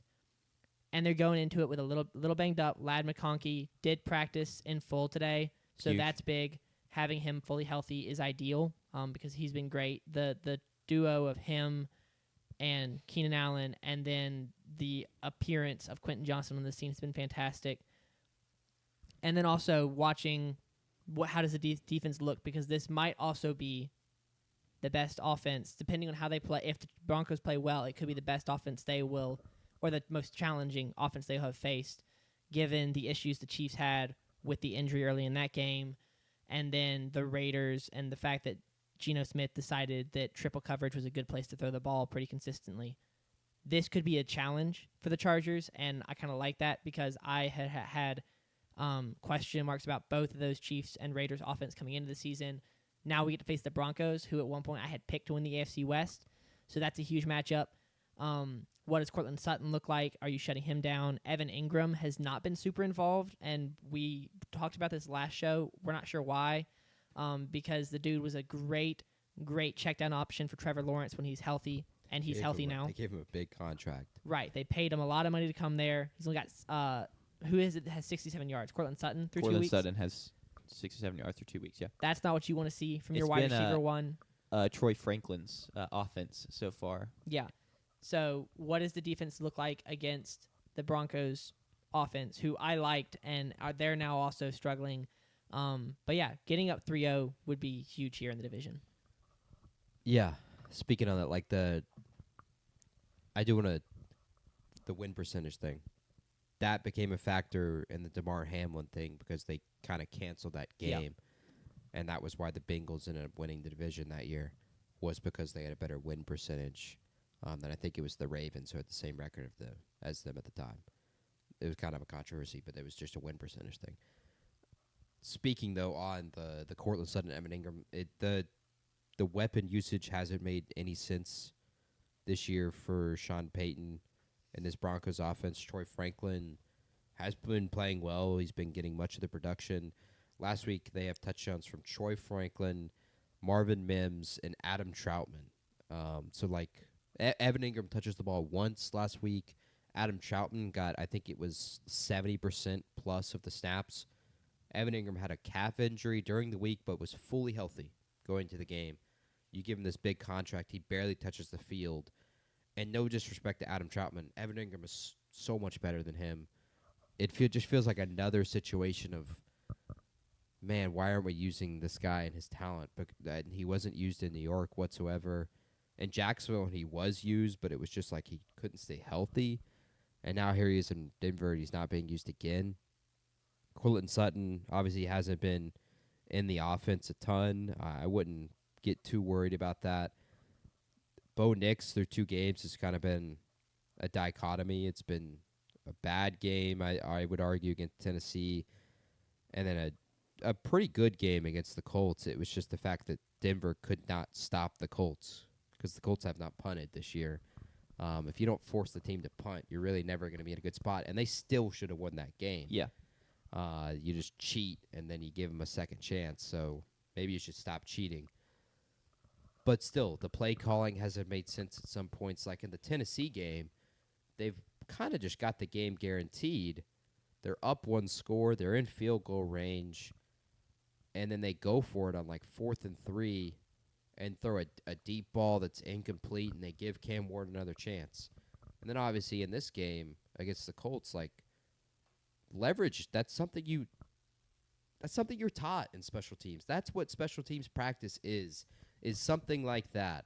You don't accidentally commit like leverage. Like you go into the play being like, I'm gonna do this. And in that moment too, it's too critical of a moment. If it happens in the first quarter, who cares? But a kick to win the game, make the kicker make the damn kick. Like it doesn't make any sense to me. Or just get more athletic. Brian Brzee, Saints legend, has a blocked field goal earlier this year where he's a defensive tackle from Clemson. First round pick, he literally just jumped over the long snapper. He weighs like 300 pounds. You just need to do that. Pretty impressive. I thought that was illegal too. That's legal as long as you just don't use touch leverage. him. Yeah, You can just jump over him. Now you can't like it's just Troy Polamalu like run up and hurdle him. Okay. You basically have to kind of be down and then jump over. Okay, interesting. But for those, it's just been kind of questionable for Denver. And then on the flip side with Los Angeles, they've just been dominant through 2 games on both sides of the ball. The only thing that like isn't working is the run game. Their defensive backs have been incredible. Derwin James played a bad game. Like he missed 5 tackles last week. Sure. But he was still dominant. He forces a pick in that game. Everything kind of leans towards the Chargers. It's surprising to me that the spread is 2.5. Honestly, that surprises me. I think it would be higher. I would bet to take the Chargers to cover that spread more often, especially at 2.5. That's such an easy spread to just take that they're gonna win and cover that over than taking the money line. Yeah. It could potentially be due to a Khalil Mack injury because he goes down. Not that he moves the spread a lot, but losing him, the D-line behind him is not like there's no big names there. It's possible. And so that could be part of it is that losing him moves the line at least a little bit. I think it's probably that they're just still pretty high on the Broncos, even though they've not looked great or like very cohesive through the first couple weeks, but they still like the talent they have. It is And odd the overall outlook. because like if you think about like the 3 points for home field, that means if this was in Denver or on a neutral side, they'd be favored. NFL is 2.5. 2.5. So on okay. neutral field it'd be a pick 'em.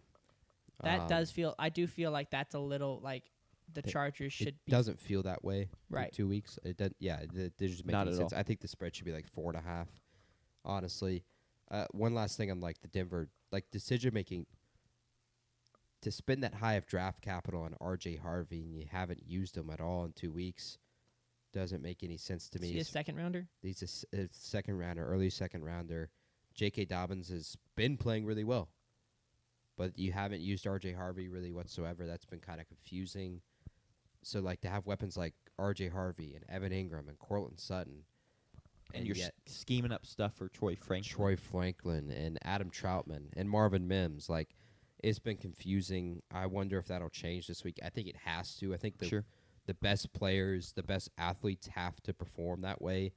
because with the way the Chargers defense has been flying, that's been the difference through 2 weeks, honestly, is that the Chargers defensive backs, Derwin James, and even their linebacker play, and especially their defensive tackle play with Jones and Thierry Tart, they have just been better athletes than the other team's offense.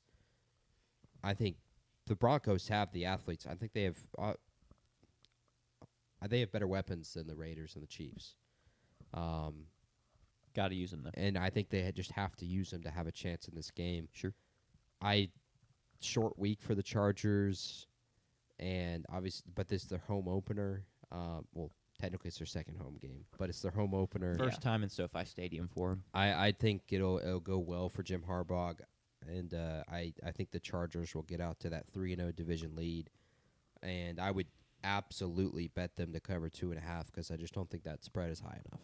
Yeah. 2 quick things for me. I want to see how the Chargers' offensive line plays in terms of pass blocking because it's been phenomenal through 2 weeks, but this is the best. You talked about it being the best secondary they'll play. I think it's going to be the best defensive line they've played as well.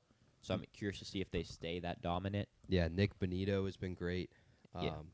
And then with how productive the Chargers secondary has been in forcing turnovers and just being good in general, I need Bo Nix to take better care of the football if the Broncos are going to win this game. But I agree. I'm going to take the Chargers to cover. They're just playing the better football right now. So I don't know why I wouldn't take them.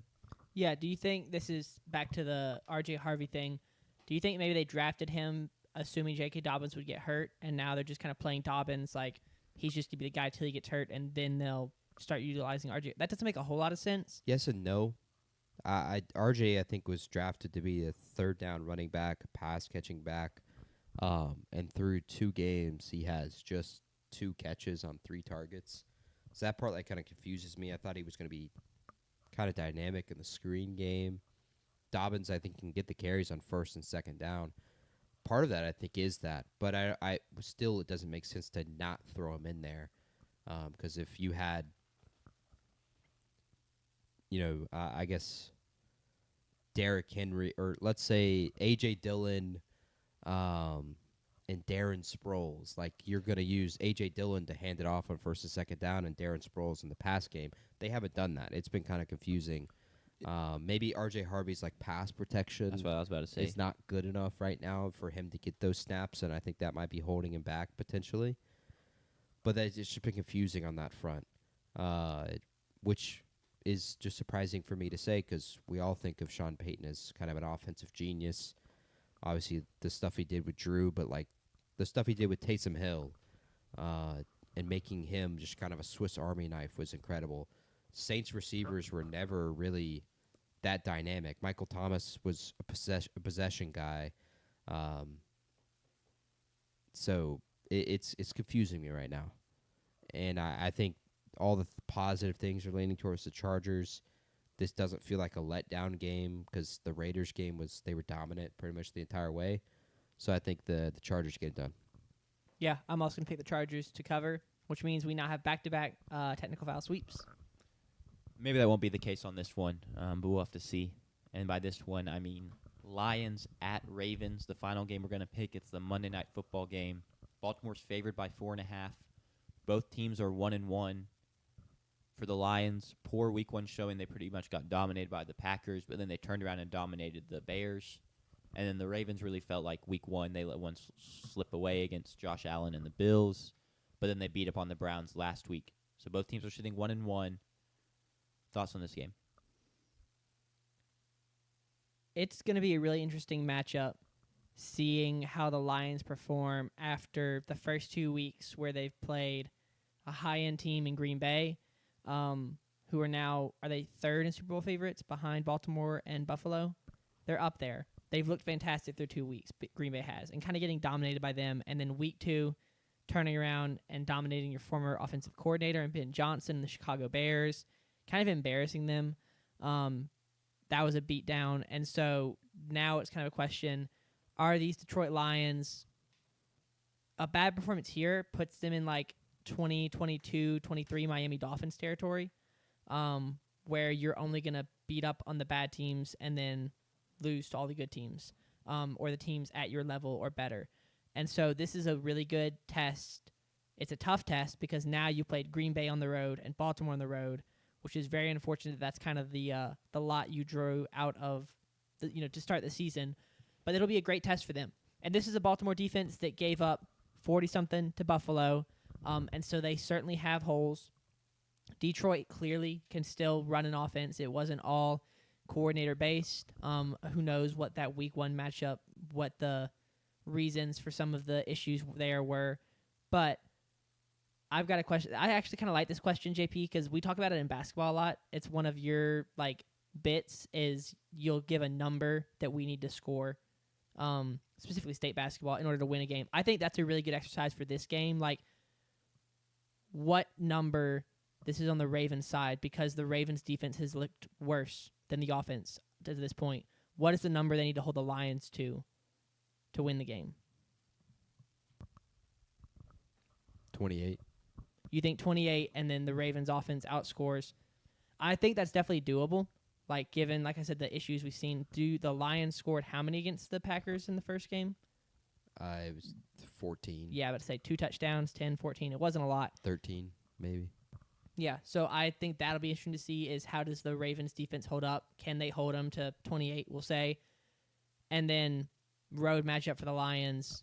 The offense didn't look good on the road Week 1. How does that look Week 3? Sure. JP, what do you got? So Lamar Jackson is 24-2 versus the NFC in his career. They've played the Lions twice in the past. I think it's 3 years. The first one was at Detroit. They won that game off of the Justin Tucker 66-yard game-winning field goal that hit the crossbar and bounced through.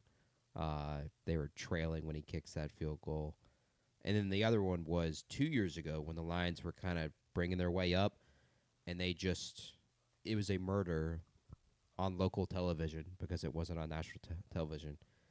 They destroyed the Lions. They just absolutely boat raced them, and it was essentially the same makeup of players for both teams, although the Ravens did not have Derrick Henry at the time.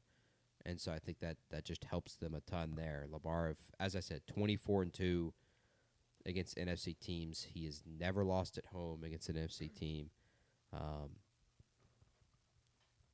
All the signs point towards the Ravens for me. I think this is just they have scored 40 points and 41 points in their 2 games this year against Cleveland and Buffalo. I don't see how the Lions are able to shut them down.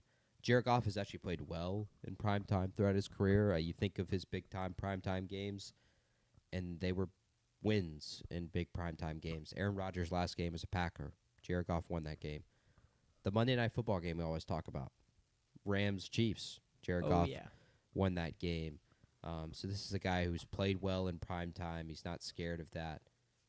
And so I don't think that argument plays. But I just don't see how the Lions stop Lamar Jackson and Derrick Henry. They're still healthy at this point, too. And offensively, they cannot be stopped. I really like the Ravens to win this one going away. I just want to see,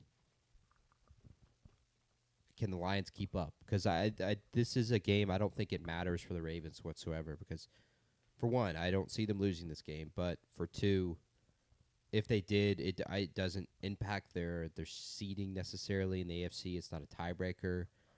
It really doesn't matter that much. But for the Lions, in your first week, you got destroyed by the Packers.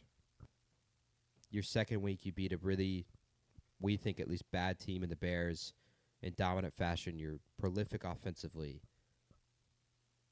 Can you hang with the big boys? Because if you can hang with the Ravens, then I think it gives you a ton of confidence going forward. And the questions from week one maybe just are, it was week one. Packers are actually really, really damn good. They weren't ready for Micah Parsons. So I think it's just a huge test for the Lions. Agreed. I think all the pressure is on them. I think the Ravens are playing with house money, and to play with house money at home, I think helps them a ton. Spoiler alert, this is my first best bet of the week. I think the Ravens, 4.5 is not enough points. I don't think it is with the way the Ravens are playing offensively, I think the spread should be like 6.5. Sure. That's been a common theme for me today as well. But I don't see how they stop Lamar. I don't see how they stop Derrick Henry. They're not necessarily that great against the run. And if you ask me, like, who do you trust more to just continuously outscore the other opponent? Because I do think it's going to be a shootout.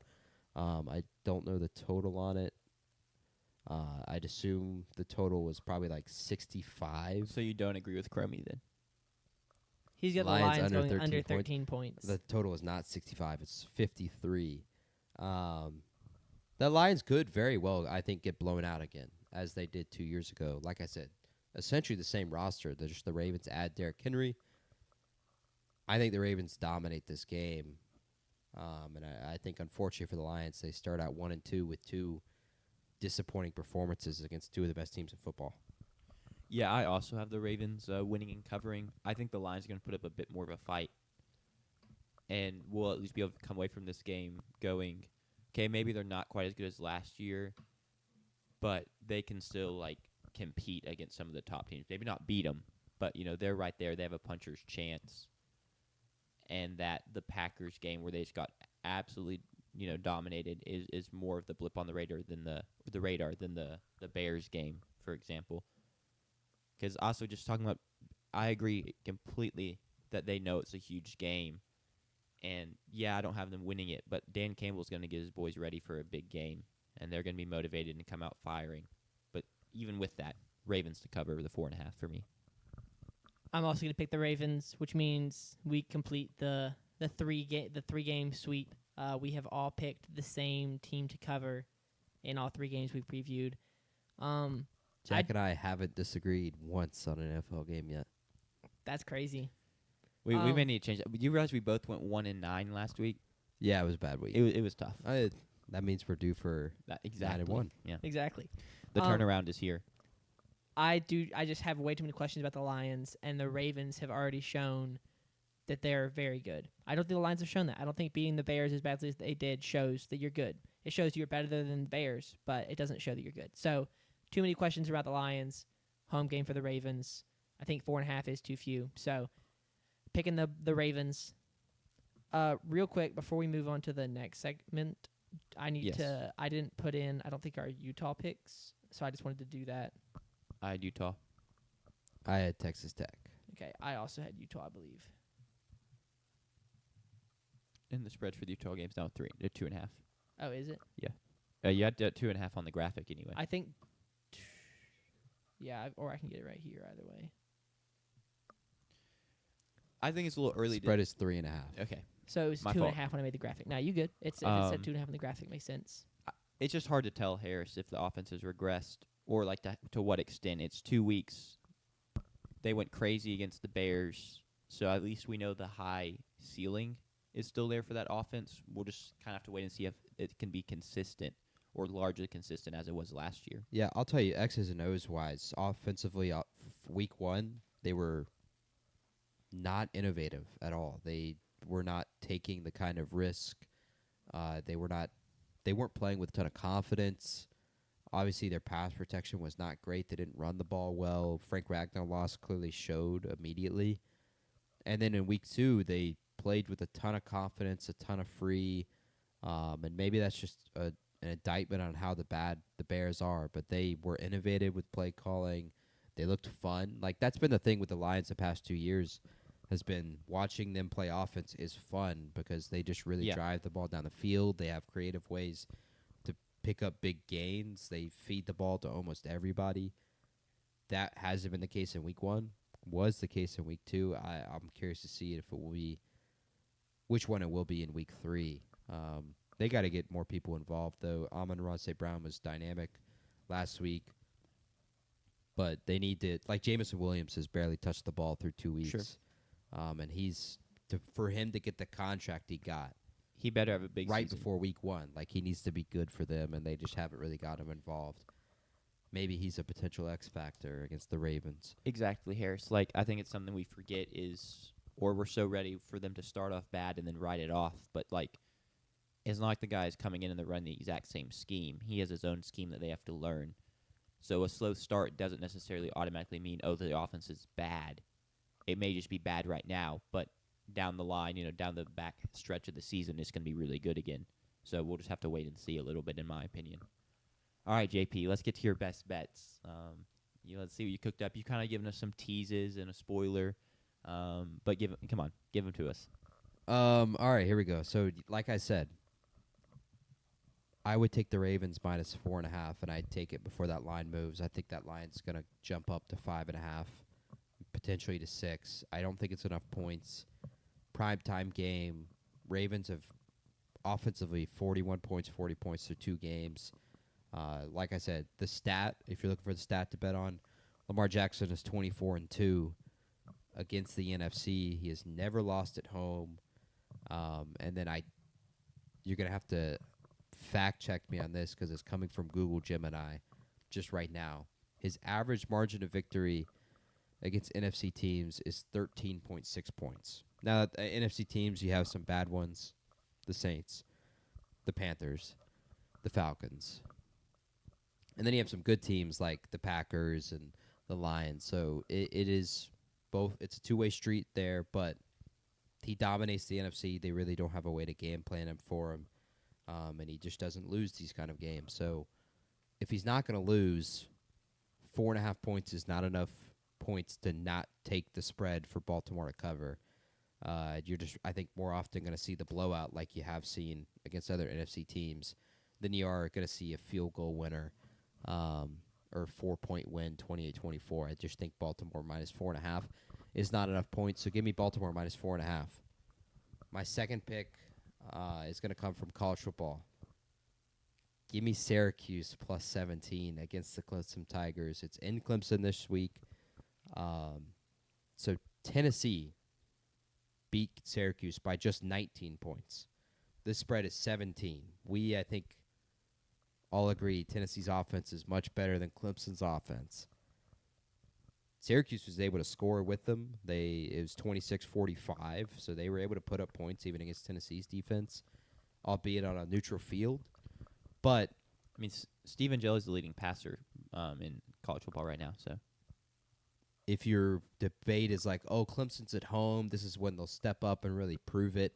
Actually, no. So Clemson has lost 3 of their last 5 games at home. The 2 wins are against Troy. Citadel or something like and that. the Citadel. Went to Citadel's campus, by the way, because they're in Charlottesville. That's where I went for my honeymoon. It's a pretty cool campus. Yeah. It's very, castle-like. Sorry, that's a weird tangent. Kind of like a Citadel. Yeah, exactly like a Citadel. It's a military they hit school. the nail on the head. But those are Clemson's 2 wins at home out of their last 5 games. The 3 losses, of course, to South Carolina, LSU, and then Louisville and Tyler Shuck, hopefully future Saints legend. I don't know, man. But they have also lost their last 6 against the spread at home as well. So even in their wins against Troy and Citadel, they did not cover the spread.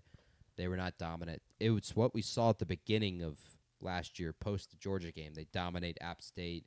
I think they dominated Stanford at home. Was one of those, but Sure. Who doesn't dominate Stanford? Give me Syracuse plus 17. I just don't.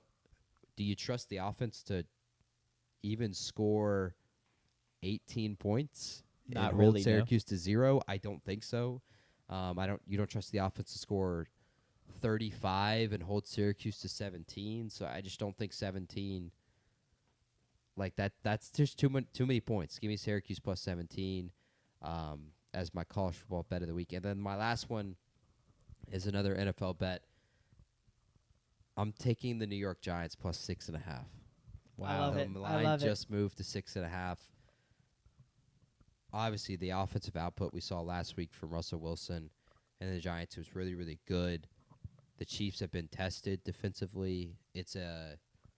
This is a game for the Chiefs that is very, very quickly becoming a desperation game, a must-win game. Like, unironically, if you lose this game, you're 0-3 hosting Baltimore next week.